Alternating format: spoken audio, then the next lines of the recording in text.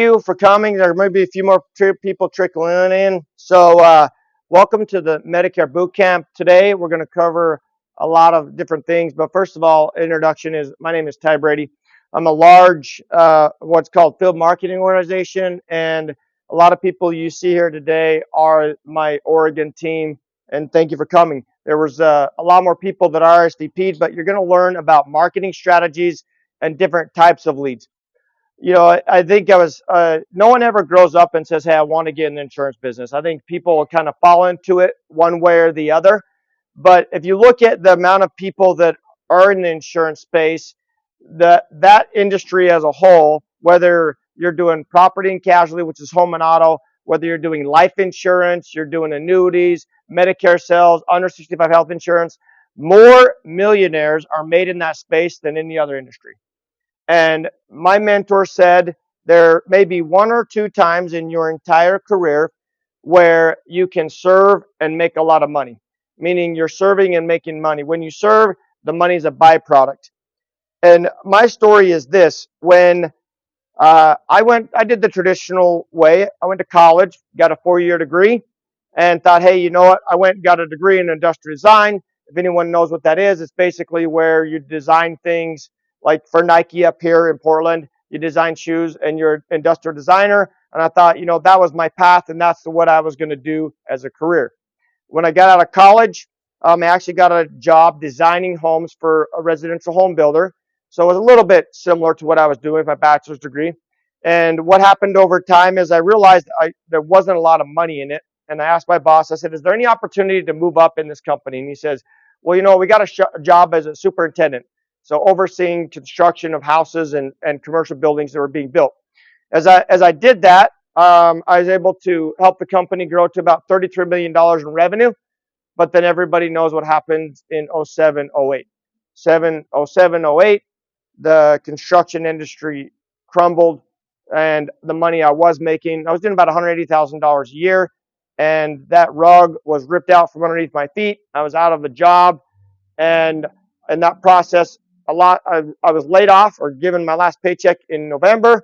By April, my house was sold out from underneath me and I had to move back in with my parents. And so I had to figure out what I was going to do. That next year was a little bit of a journey. I worked 17 different jobs. And in that process of me working those different jobs, trying to make a living for my family, a guy told me about insurance and said, hey, there is X amount of people turning 65 a day in this country, 10,000 baby boomers in this country, and they need help navigating Medicare. They need help determining what plan they need to be put on. And I worked for that company for about a year. I realized that it just wasn't a really good fit for me, that particular company. Then I found my mentor. His name is Ron Kellogg, which is everyone's a part of that here. These people here are part of that organization. And he basically took me under his wing and really helped me develop in the insurance space. And then from that journey, it took me about 5 years to replace the income I was making. So I did insurance part-time.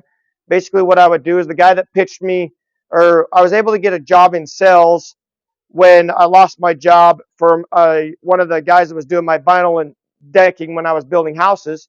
They gave me a job and said, hey, Ty, we'll give you a job in sales. We'll pay for all your leads and your gas. We'll pay for all my leads and gas. So what I would do that in Utah is I would do that like Monday, Tuesday, Wednesday, Thursday, and then I would sell insurance Thursday, Friday, Saturday.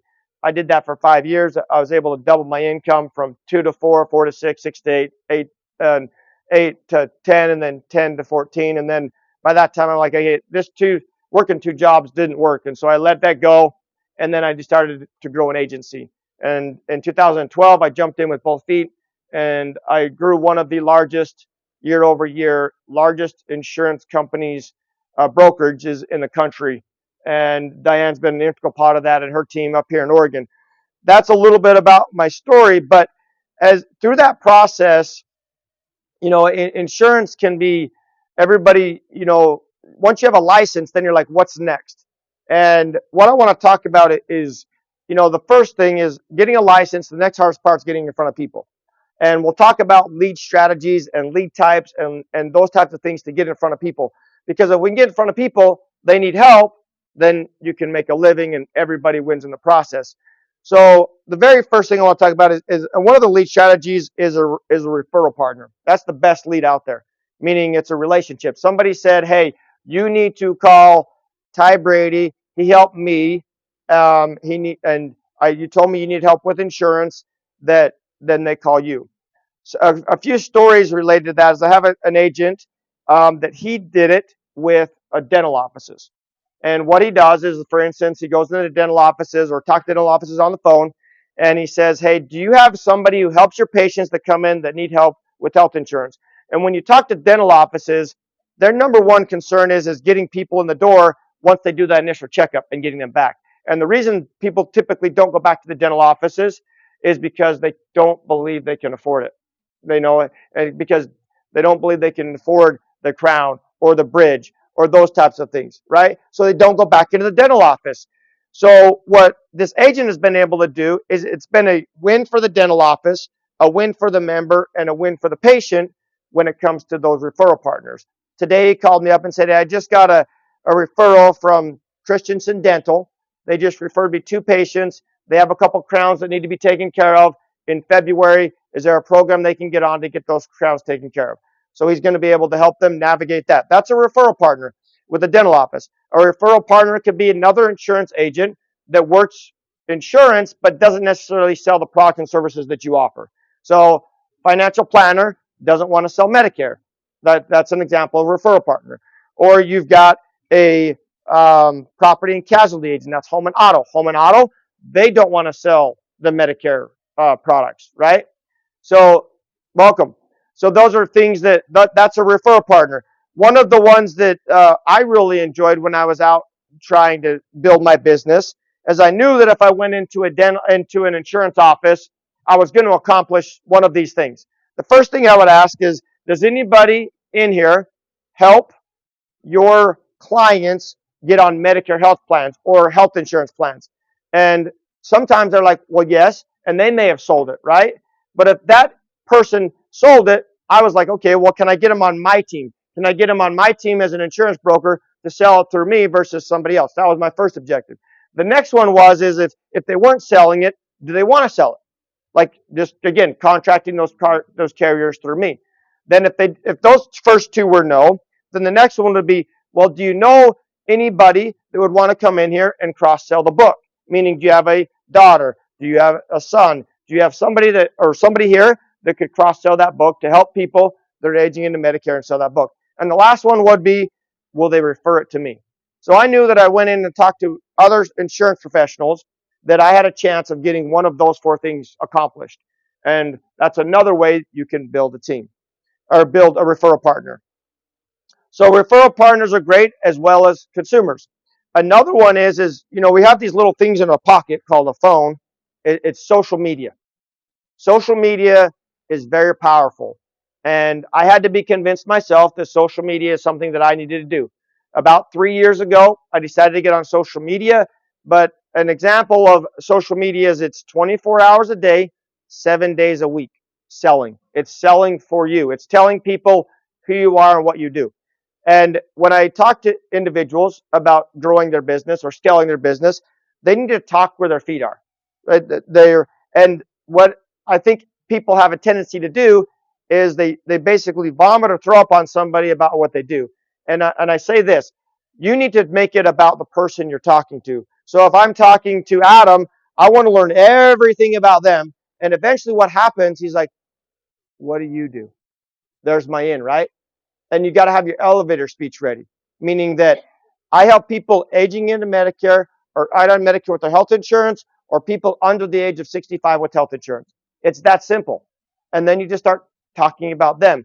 I tell you, no matter where I'm at, what I'm doing, they will always come back and will tell me more about that, right? Because they know somebody who's Medicare age or they know somebody who needs health insurance. It's talking where your feet are, but when you're on social media, it's doing that talking for you.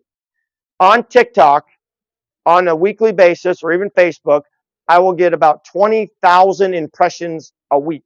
That's people watching my stuff, seeing what I do. And then it's called the click rate when they come through. Whether it be TikTok or Facebook, if it's under 65 health insurance, I'm currently generating leads for $3.51. $3.51 for under 65. Medicare is a little bit more expensive, but there's some tricks to it, and there's a whole strategy on building on social media, and we can get into the details. So you have referral partners, you have social media, right? And you have all of those two ways to market. Another way to market is direct mail, meaning the mail piece goes to the consumer fills it out, and it comes back to you. And there's a lot of places where you can get direct mail. We have a platform called Lead Center. You can go on there today. You can buy ACA leads or under 65 health insurance leads. They'll cost you anywhere from $3 to $4 a lead. You can buy them today. They download them. You have a lead. It has a name and a number of somebody you can call and say, I see that you're looking for a free health insurance quote. Blah, blah, blah, whatever your spiel is with scripts. I know Adam's going to go over scripts here in a minute, but that's another way that you can generate leads through Lead Center. There's a bunch of different lead companies like Old School Mail and ARM and Kramer. There's plenty of companies that will do a direct mail piece for you. Now, when you're doing marketing, it's one of these two things. You are paying somebody, right, to do it for you to get the lead, or you're spending the time. Like I was spending time talking to other insurance professionals on potentially becoming a referral partner to refer me business. And sometimes it's a little bit of both, right? You're paying on this side, and then maybe you're doing a little bit of talking where your feet are over here. So we've talked about all those three types so far. The next one is many of you know of they're called BNI groups or make your own BNI group. They're business professionals where you can become a member. Sometimes they charge a fee, they don't charge a fee. And when you do those things, you're sitting in there and like, okay, well, this may be a mortgage guy, this may be somebody who does plumbing or a handyman. But basically you typically meet every week, you tell people who you are, what you do, and they're supposed to refer each other, those BNI groups. And all of these strategies work, right? I mean, I could tell you a story from the mortgage. I had a guy that came on my team. He was a mortgage guy. And in 08, 09, they put a cap on how much mortgage people could make per transaction. They had a whole bunch of disclaimers. He's like, you know what? I was spending $3,000 to $4,000 a month in direct mail. So when he heard the direct mail idea, he's like, well, I'm just going to take that same amount of money that I was spending on mortgage leads, and I'm going to spend it on buying healthcare leads. And he did that for 18 months. And he blew his business from 0 to 900 clients in 18 months. So there's all the strategies that work out there. But I mean, we say like, okay, insurance is great, it's wonderful, but it's the how-to. How do I get in front of people? How do I help more people? And then another strategy is retail kiosks. If you've ever been into a Walmart, a CVS, a Walgreens, there's retail kiosks where somebody's sitting there that typically has a big banner behind them that says, get your Medicare questions answered here, or do you need a health quote or whatever. But that's a retail space. You have retail spaces where you can sit and talk to consumers as they come by and ask them, hey, have you reviewed your health plan for 2025? Have you, do you have any questions? Those types of things in a retail space. Another one is if you can build relationships with the partners or the products you represent. Meaning, if I'm representing XYZ brand, do they have leads that I can tie into that I can then work? Typically, those leads, you can get those, but most of the carriers, in my experience, want to see that you're doing it without their help before they end up giving you leads. But they have leads because they're big brands. You see them on TV, and they have leads of consumers calling them that they will potentially give to agents that know that they can trust them and they're loyal to that product and so on. So building those relationships with the carrier partners that you have. Now, another one, there's so many different ways to market, is events like this. Filling a room, doing a lunch and learn, or saying, hey, a dessert and chat, where you do an invitation to somebody's house, say, hey, come learn about Medicare, come learn about annuities, come learn about life, where you're filling a room and you're up here doing a presentation that you can talk to a group of people and letting them know who you are and what you do. So those are all great ways to build the clientele. And it's, all of them work, and it depends on, do you have the resources? Meaning, do you have the money? I still remember the day Adam He was in the back of the room and he was debating on whether getting in the industry. And he says this, he says, Ty, what would you advise a new agent that is getting in the industry to do? And I said, what is that? I'm telling him. The question was, and I'm hearing you and all the panel of experts Yeah. out here for the administrator. I said, Ty, you just lost your complete book of business. You're starting from ground zero, starting over again. With the knowledge you have today, what would be your strategy to go back? Yeah. What'd I say? You said you would go out there and just buy leads, Mhm. and you would just basically pound the pavement, but you can't go door to door now. But you would Yeah. go out and you would just work those leads like crazy when you build back the book of business. That's right. The greatest investment that anybody can do is investing in themselves. And when you're buying a lead or you're out knocking the pavement, because I can go and talk to insurance offices, it's an investment in myself. And